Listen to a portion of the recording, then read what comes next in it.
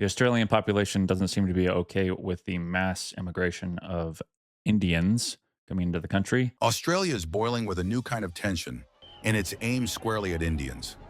Over the past decade, the number of India-born residents has more than doubled, racing past 900,000 and reshaping suburbs from Sydney to Melbourne.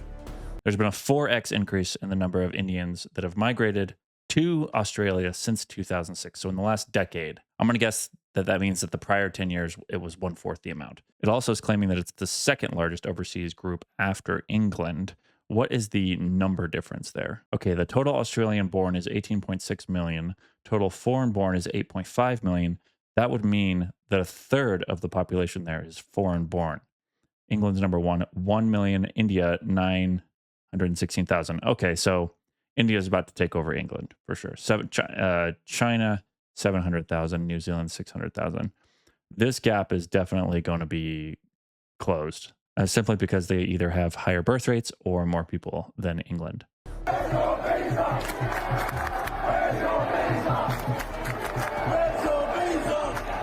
While Indian students fill universities and skilled workers keep tech and healthcare afloat, a loud minority is shouting, "Enough!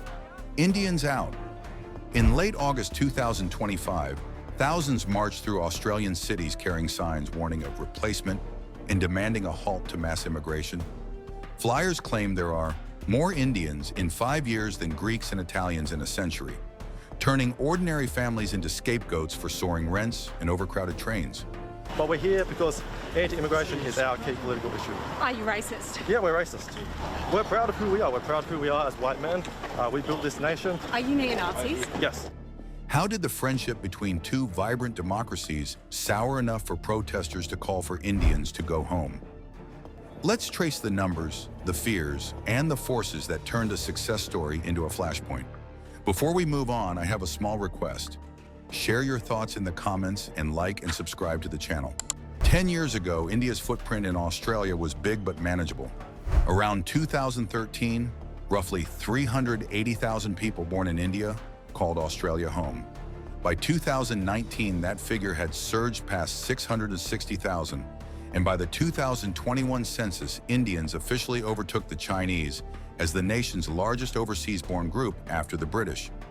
Fast forward to 2023, and the India-born population reached about 845,000, climbing again to nearly 916,000 by mid-2024. Over 3.4% of Australia's total population. In a single decade, the Indian community more than doubled, becoming one of the fastest-growing migrant groups in the country. This rise didn't happen by accident. Australia's universities recruited Indian students aggressively. Most people don't realize this, but more than half of the students at university are Indian immigrants. I think it's like 51%. Employers sought skilled tech and healthcare workers, and the government viewed Indian migration as an economic boost to offset an aging population. Of course it is. The corporations run these governments. Wall Street, people's retirement funds, those are what determine the economic decisions that our leaders make. They're going to let in immigrants so that their stock prices can continue to go up. If you're not having children that can work for these companies or that can be consumers of these products, they're going to bring them in. The geriatric class, those who own assets, they do not care about this competition because they are no longer working class. They have retirement funds. They collect Social Security. They want immigration because it's going to help their stock portfolio go up because these companies will have larger margins, and they're going to have workers to pay into the Social Security system. It's a win-win for the older generation that decided to not have enough children. For most of that period, Australians largely welcomed the energy and talent that newcomers brought. Yeah. Don't worry, ladies. They all look like this guy right here. On the final weekend of August 2025, a coalition calling itself March for Australia staged rallies across the nation. The reason for this march was not about racism, not about pro-white. It was about one flag for one nation, one people. How about you stop marching and start f***ing? Come on, dude, let's go get some chicks. Yeah? Just like that? What about that whole middle ground where you're an idiot? From Sydney's central business district to the streets of Perth and Hobart, Demonstrators demanded an end to mass immigration. Banners and chants singled out Indians. Some participants were linked to neo-Nazi and white supremacist networks.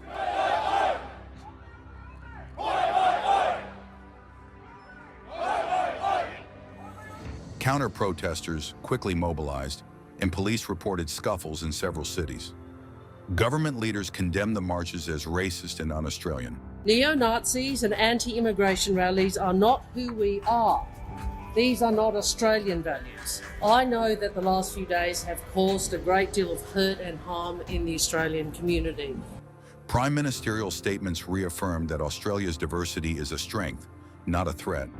But the images of angry crowds and anti-Indian slogans spread worldwide, rattling a diaspora that had long felt welcome. Rapid demographic change always carries a shadow.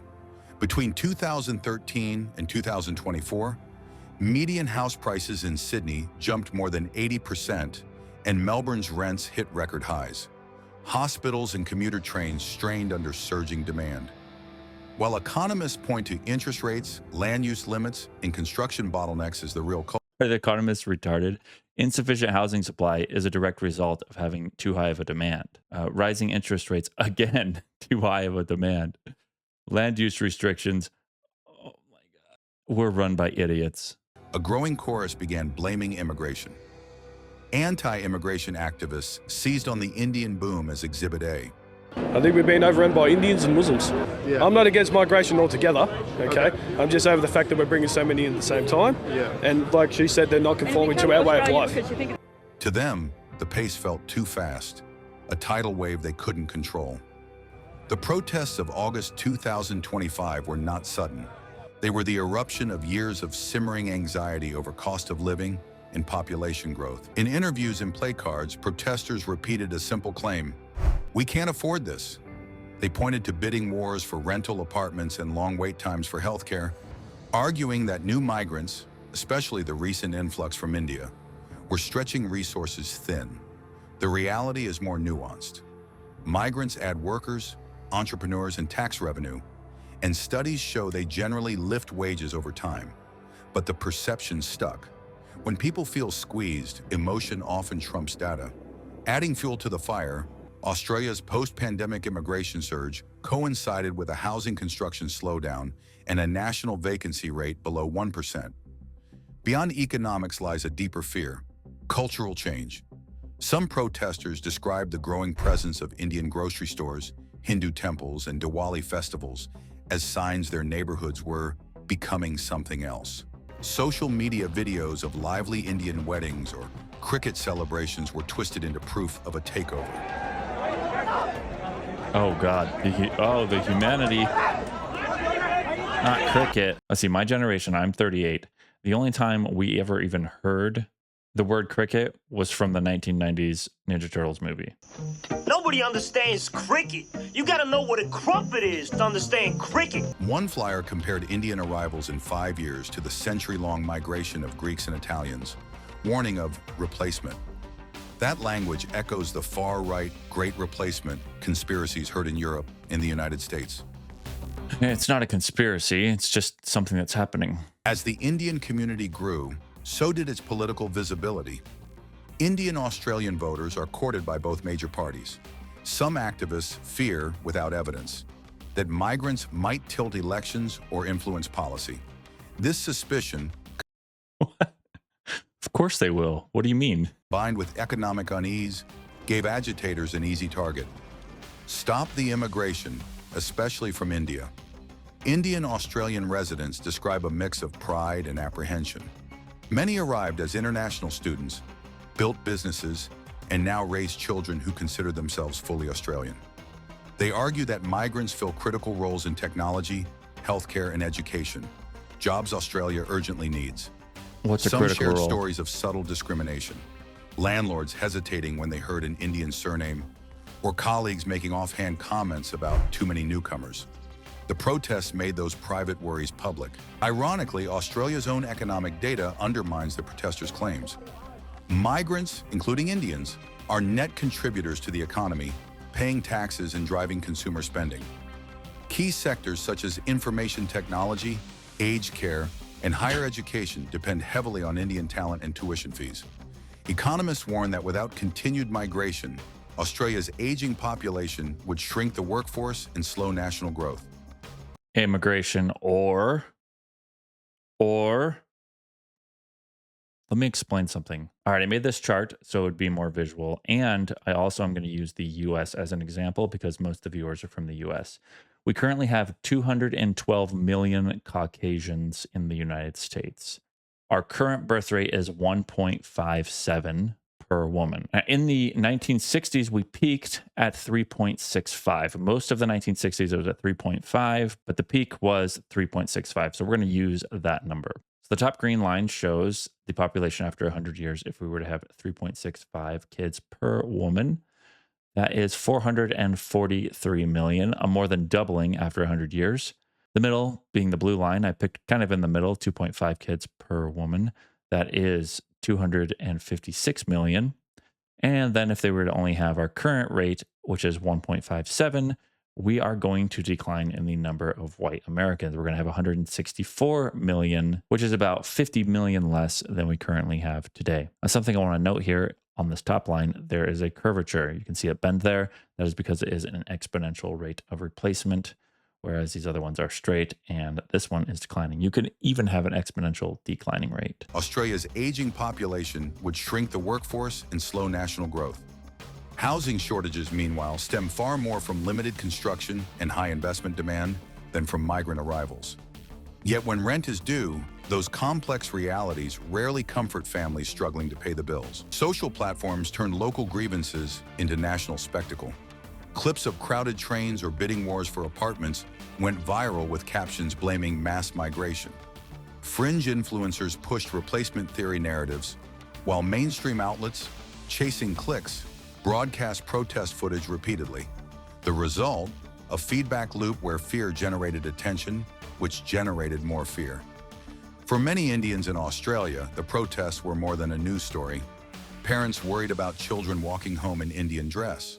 Students hesitated to speak their native languages on public transport. I call bullshit on that. There's a little bit of hyperbole there. I can guarantee you there are students speaking their native language out in public. Community leaders organized safety hotlines and cultural events to reaffirm solidarity. Their message was simple: we belong here. We are part of Australia's story. Australian authorities moved quickly. Federal ministers and state premiers denounced the marches. Police increased patrols around temples and community centers, and bipartisan statements celebrated the nation's multicultural fabric. Canberra also reaffirmed its immigration targets, signaling that policy will not be dictated by extremist pressure. India's government... Is policy going to be determined democratically? Can they even vote to stop this? If the majority of the country does not want this, Australia, you tell me, Australian listeners, if the majority of you do not want this, are you able to prevent it from happening? At a certain point, you're going to have what's currently slowly happening here in the US, where the immigrant population doesn't want more immigrants. The same economic pressures that the current native population is facing from immigrants is going to exist for the immigrants that are now there. India's government requested assurances for its citizens' safety, receiving public commitments from Australian officials. At this point, I'm not even sure what anti-immigrant means.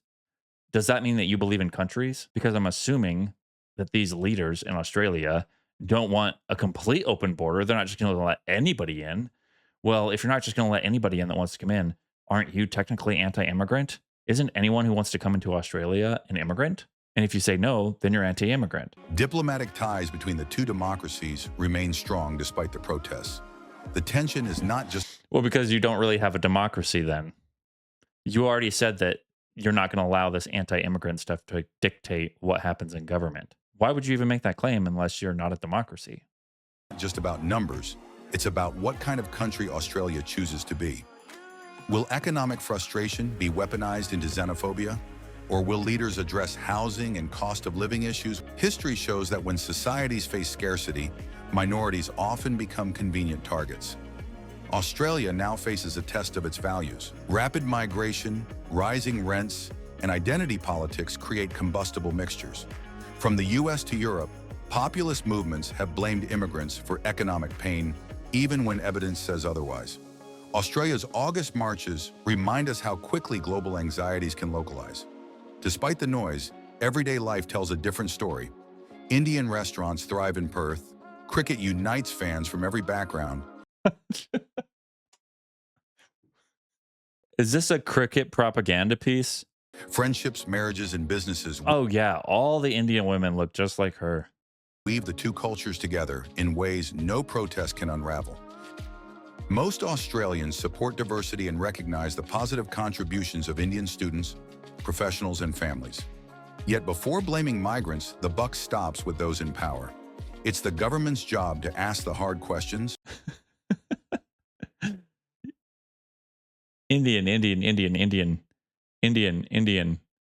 Indian. It's going one way, Australia. Is the country ready for this level of migration? Are housing, healthcare, and transport systems expanding fast enough to welcome newcomers without pushing locals aside? When infrastructure lags and policies fail, frustration grows. And Okay, so now it's the government's fault. You got to make up your mind. legal migrants become easy targets. But these men and women have done nothing wrong.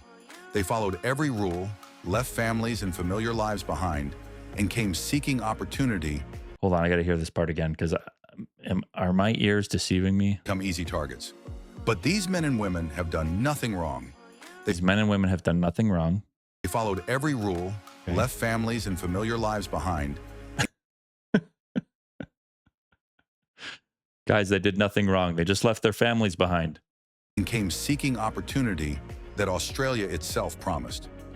Seeking opportunity that Australia promised. Scapegoating them only hides the real issue. A government that must plan growth, build resources, and keep every community, old and new, feeling included. Sure would suck to be a taxpayer in India paying for the education of all these intellectual and talented individuals only for them to flee the country as soon as they possibly can.